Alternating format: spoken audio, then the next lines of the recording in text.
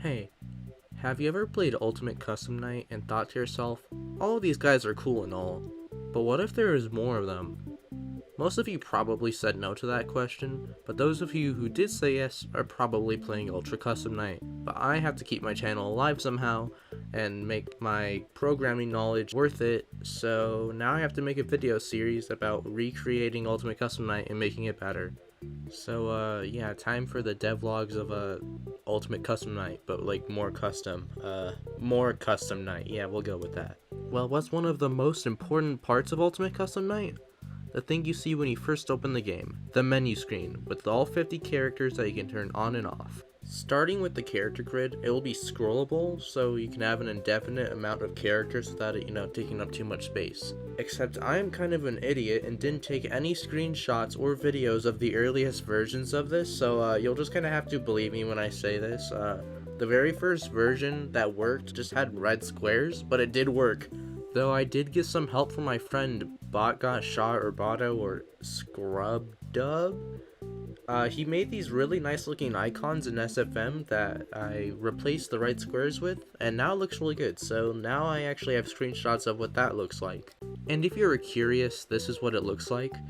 But you may be wondering, why are there 3 of each character? And this is because of the new system we're going to have in the menu screen. Each character will have 3 images for the different AI levels they have. First, an image for AI levels 0 through 9, 10 through 19, and 20 and higher. And while I was making that, I also made this menu that I will port it over to when I'm finished with the scrollable character grid. All of the icons on screen right there are made by Scrub Dub, and all of them are pretty self-explanatory except the PAX one. I'm going to explain it later in the video, but that's going to put the more custom and more custom night. Anyway, meanwhile on the scrollable character grid, I added this little header system that sorts all the characters under their respective header or pack they originated from in the files. There were a few failed attempts, there's this one where Bonnie has just been deleted from existence. There's also this one where the headers are the character names for some reason, and this one where it's Ultimate Phone Guy Night. Though luckily I did manage to get it working, and now we begin the process of porting it from this test file to the main file. After doing some techniques to reduce lag, I also made the settings and packs menus, so here's what that looks like.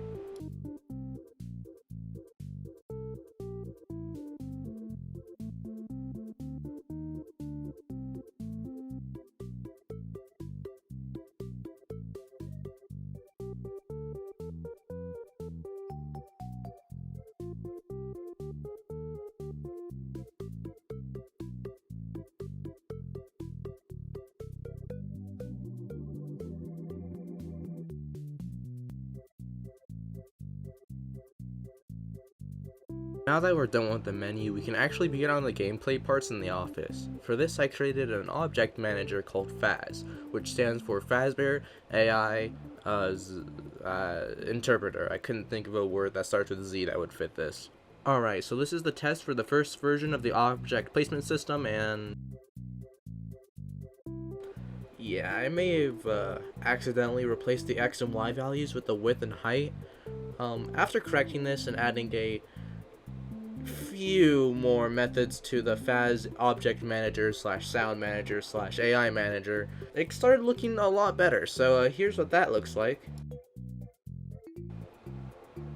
And already it looks so much better. By pressing Z, you can toggle the flashlight and look down the dark doorways on your sides. This will be crucial to some of the animatronics mechanics, as you can see them in the darkness before you close the door, kinda like FNaF 1.